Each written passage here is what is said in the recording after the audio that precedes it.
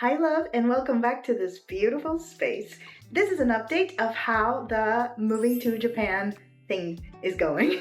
My name is Paulie. I create videos about my adventures around the world, my daily life, and honestly just documenting all of the beautiful things that happen as I journey through this human experience. Hoping that it'll be entertaining for you and that you will get value out of it. So if you've been here before, welcome back. And if you haven't, I welcome you to join this beautiful community so that you can explore more about these lovely adventures around the world, life experience, and all of the wonderful things that I share on this amazing channel. So, as you know, I'm in the process of moving to Japan to study over there and explore the culture and have a good time fulfilling a dream that I've had the entirety of my existence. I made a video about it, which you can check out following this link over here. But in any case, this week I spent all of my time researching what school I wanted to go to. I found a bunch that really called out to me, one of them being the Tokyo Language School in Edogawa within Tokyo, obviously. What I really like about this school is that it is in an area in Tokyo that is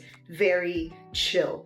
For me, you guys already know what kind of person I am. I love being connected to nature. I love being close to running water and trees and mountains. So I feel very attracted to this school being in Edogawa, which is an area in Tokyo that is more on the outskirts, sort of. At the very least, not in the very center. The level of safety it blew my mind, my Ecuadorian Guayaquileñan little mind, how their percentage of crime in this area is 0.49%.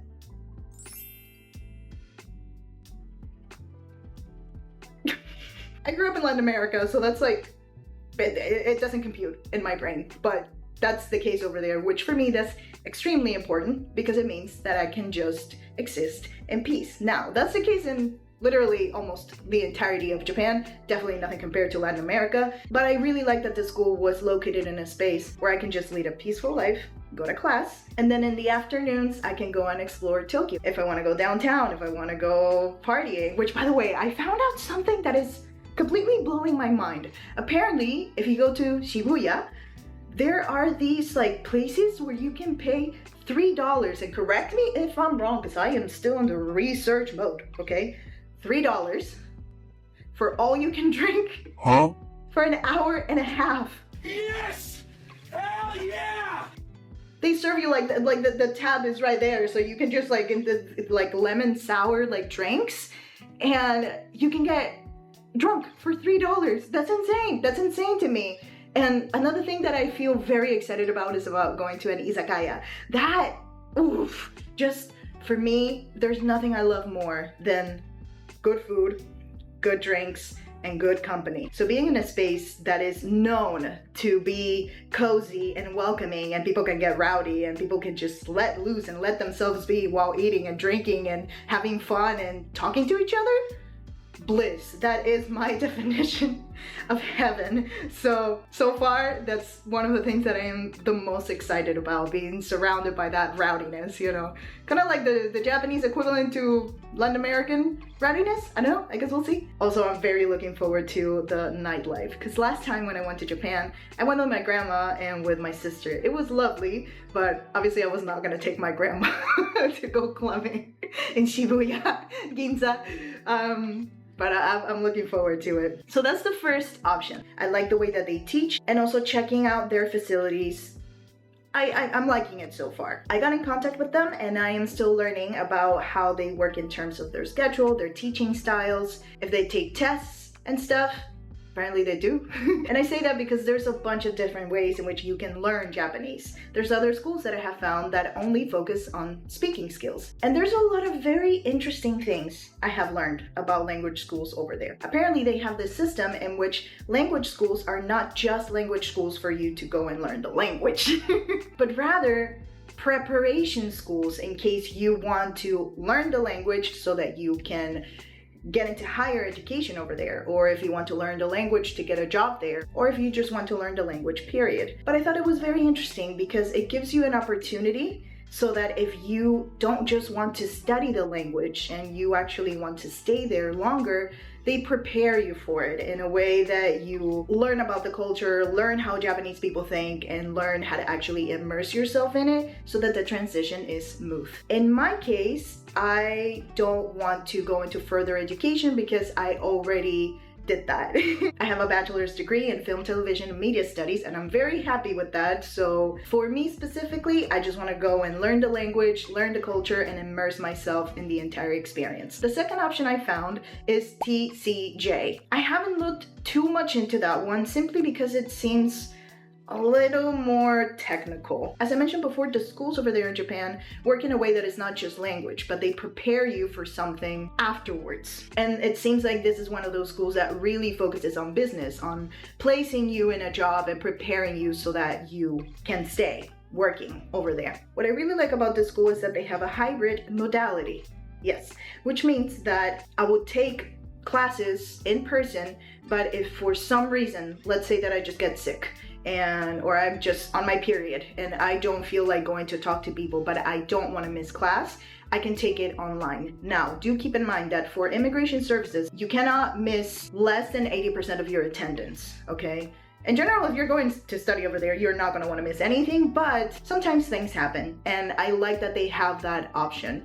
They're also more diverse, and they are inside of the Shibuya area, so a part of me is torn between wanting the peace and the flow and the nature and river and everything of Edogawa, while another part of me is like, relajo chucha, which is not really like that, but in comparison, you know, it's different to be in a peaceful residential area versus the middle of everything. But I'm still looking into that one. And my third option, that is actually not a school in and of itself, but they have really good reviews, is Gogo Nihon, which is this travel agency that essentially helps placing you to study in Japan. If you want to go on small trips, long trips, online programs too, that's something that they offer. And they make the transition as smooth as possible. Or at least, that's what I've seen on their website. I'm still looking into it. I got in contact with them, waiting for them to get back to me, see what they say, so that I can find what adjusts the best for me. So far, I'm leaning towards the Tokyo Language School because I really like where it is located and I like the way that their schedule and their curriculum works.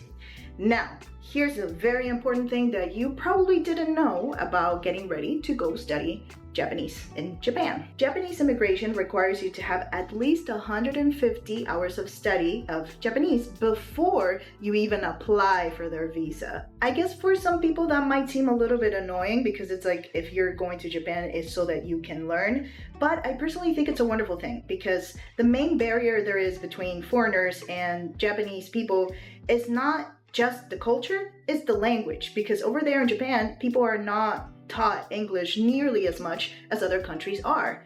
And in other countries, people are not taught Japanese, really. You have to actively look for it. So by preparing the students before they even get there, it makes it so that the students are prepared, they're able to communicate, and also they're able to understand people better once they get there instead of just getting there. I mean, like, I barely know how to say hi, you know? Also, I think it's great for the economy. It'll be good for the economy. As we know, Japanese yen has gone down a lot. They've been struggling economically. Again, correct me if I'm wrong, but from what I understand, that's the case since the pandemic. So doing this benefits the Japanese economy because in order for you to get this 150 hours of study, it has to come from a Japanese recognized institution. So in any case, my next move would be to see when I'm going to start the online course, which I am leaning towards the start of next year. It would be a 3-month intense learning course because I would have to start at like 5 a.m. Ecuadorian time.